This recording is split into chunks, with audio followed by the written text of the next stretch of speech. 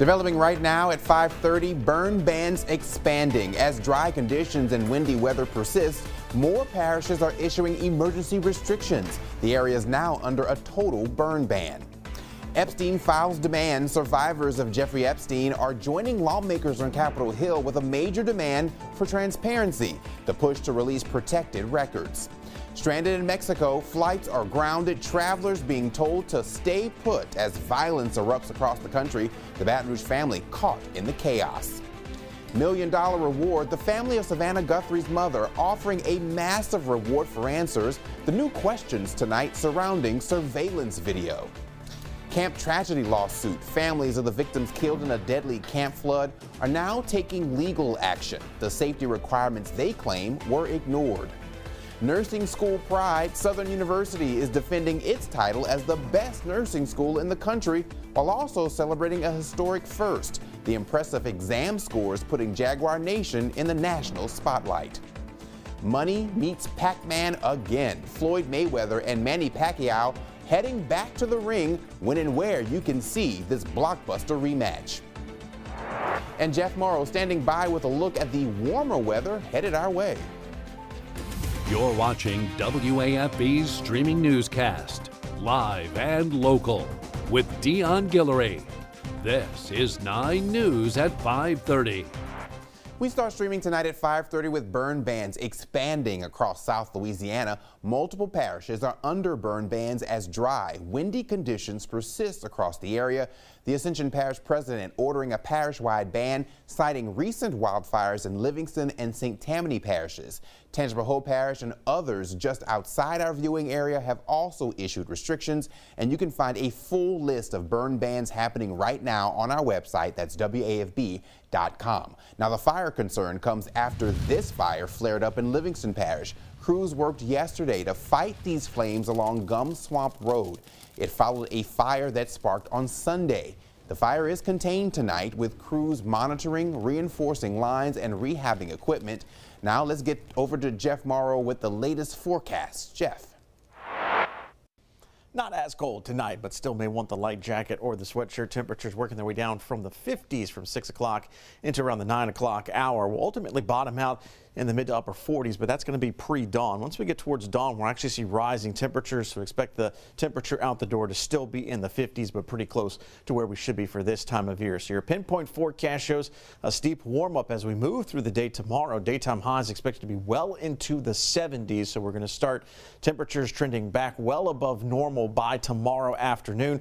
We'll also be increasing the cloud cover, but keeping things dry. Also on the increase will be the winds, especially by the time we get towards the afternoon. Sustained winds upwards of around 20 miles per hour, so wind gusts could be in the upper 20 mile per hour to low 30 mile per hour range for the day tomorrow. We'll focus in on the forecast trending towards some rain by the end of the week coming up a little bit later in the show. Dion? All right, Jeff, thanks. And because of a red flag warning in our area tonight, we have a couple of reminders. There is an increased risk for fire, so you should postpone any outdoor burning that you had planned. That's why a lot of areas have burn bans. Also, make sure you dispose of cigarette butts properly and make sure any tow chains are not dragging. In other news tonight, at least 15 NOLA public schools were closed today after a massive 30-inch water main break impacting several blocks. The break causing flooding and severely reduced or eliminated water pressure. The Sewer Ridge and Water Board of New Orleans, in consultation with the Louisiana Department of Health, has issued a precautionary boil water advisory for much of the city of New Orleans, including Uptown, Mid-City, the French Quarter, and the Central Business District. School officials say campuses cannot safely operate without reliable water pressure and safe drinking water for restrooms and other essential systems. Livingston Parish leaders are working tonight to learn more about what they say was a child who brought a gun to Doyle Elementary School this morning. Officials telling us the situation is under control, but a gun was removed from a student's backpack. We are told the gun was not loaded and that one student was removed from the campus. The school system says no one was ever in danger. An investigation is currently underway and being handled by the Livingston Parish Sheriff's Office and the town of Livingston Police. Two former officials with the Capital Area Transit System were in court today, where they both pleaded not guilty to theft of over $25,000 and criminal conspiracy. Perlina Thomas and Jerian J. Kolar both maintained their innocence. Thomas and her attorney, they declined to comment, but our team did not have the chance to catch up with Kolar. The pair is due back in court on June 8th. There's been another deadly strike on a suspected drug boat in the Caribbean. U.S. Southern Command carrying out that strike on Monday. Officials claim that a designated terrorist group operated the vessel and that the boat was moving along a known drug trafficking route. The attack, which killed 3 people, is the 7th such vessel the military has hit as part of a campaign titled Operation Southern Spear. Mexico remains on edge tonight following the Mexican government operation that resulted in the death of a cartel kingpin. The man, also known as Nemesio Oseguera Cervantes, led the powerful Jalisco New Generation cartel, which is a major trafficker of drugs into the U.S. He was killed Sunday along with other cartel members, which triggered a series of violent incidents. It really did look and feel like a war zone, that feeling of what does happen next or what could happen next. Because of the violence, several air carriers are suspending flights to and from affected cities. Some flights are expected to resume sometime today, but other routes will continue to be disrupted. Meanwhile, the U.S. State Department urging American nationals to continue sheltering in place in certain areas. One of those is a family from Baton Rouge. They tell us they're stuck in Mexico until at least Thursday. They tell us that the family, they were going to go on vacation in Central America, but then they took a turn when they tried to fly out of an airport in Mexico. They tell us that the family was forced to shelter in place after an incident broke out and all of the flights were canceled. We had this beautiful vacation. We're on our way home, and now The family now expects to fly home Thursday. They say Congresswoman Julia Letlow reached out to them to make sure they were safe. Letlow herself is asking any other Louisianans stuck in Mexico to reach out to her team for help. We have that information in a story right now on our 9 News app. The Guthrie family is offering $1 million for help getting back their mother. Savannah Guthrie announced the reward on Instagram. She has maintained hope that her mother is still alive since she vanished more than 3 weeks ago. That appears to be fading, as Guthrie acknowledged the 84-year-old may be gone. Still, the family is offering the money for information leading to her location. The announcement comes amid new questions surrounding video of the masked man seen at Guthrie's doorstep the night of her disappearance. Now, a source says that video was actually taken on 2 different days. The Pima County Sheriff says that is purely speculative. Tonight, members of the Democratic Women's Caucus holding a news conference in Washington with survivors of Jeffrey Epstein to demand the release of all files connected to the convicted sex offender. Lawmakers stood beside women and their families to call on the Trump administration to release Epstein case files with unredacted information on his associates.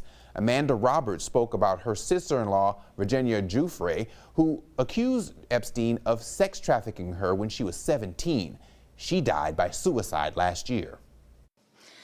Today we say to this administration and to the nation that survivors deserve to be seen.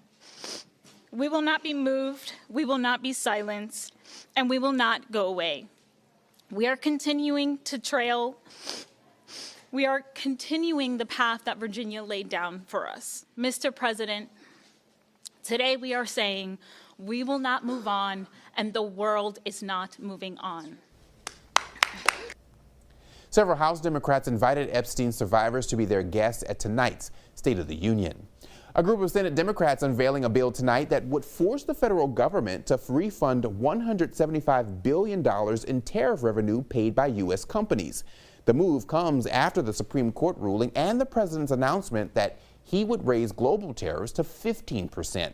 The Tariff Refund Act of 2026 would require a full refund of the previous tariffs, including interest. Those reimbursements would go to small U.S. importers and businesses. And in just a little more than 2 hours, President Trump will deliver the first State of the Union address of his second term. Erica Brown is on Capitol Hill with the 2 big topics he's expected to highlight. The White House says the economy will be a major focus of President Trump's State of the Union address tonight. He will, of course, lay out a very ambitious agenda, I think, for the working people of this country to make America more affordable and prosperous. This speech comes days after the Supreme Court struck down one of his key economic policies, sweeping global tariffs, an issue recent polling shows is unpopular with most Americans. I think the president knows he's in real trouble on the economy. And so I expect him to try to spin a happy story. It also comes during a partial government shutdown impacting the Department of Homeland Security. He will call on Democrats in Congress to reopen the Department of Homeland Security. It's despicable. Republicans on Capitol Hill are looking to the president to make the case for their party to keep control of Congress ahead of November's midterm elections. Republicans have a far simpler and far superior message for Americans watching at home. We're putting more money back in your pockets. President Trump is also expected to talk about Iran as he weighs possible military action over its nuclear program. I think that this is a president that doesn't want war, he wants peace. He's willing to use the military, use strength through peace. A war in Iran would be an absolute disaster, and Congress needs to do everything we can to stop it from happening. Virginia's newly elected governor, Abigail Spanberger, is set to deliver the Democratic response. Erica Brown, CBS News, Capitol Hill. And the State of the Union will air live on WAFB starting at 8 o'clock tonight. This will be the first of the second Trump term. The president says this year's address will be long because he says he has a lot to talk about. U.S. Attorney for Washington, D.C. Jeanine Pirro will no longer pursue a criminal case against a half-dozen Democratic lawmakers. That's according to a source close to the matter. Now, the case surrounded various House and Senate members who recorded a video aimed at U.S. service members and intelligence officials saying that those illegal orders do not have to be followed. The Trump administration reacted harshly to that video. The Supreme Court ruling against a Texas woman suing the Postal Service. Labine Conan claimed her local post office purposely refused to deliver her mail for 2 years because she's black. The justices did not discuss the merits of the case, but in a 5-4 decision, they threw it out because federal law exempts USPS from lawsuits. That reverses an appellate court's ruling that the exemption only applies to lost mail, not intentionally refusing to deliver it. A lower court will hear a case to determine if the Postal Service was justified in withholding the mail.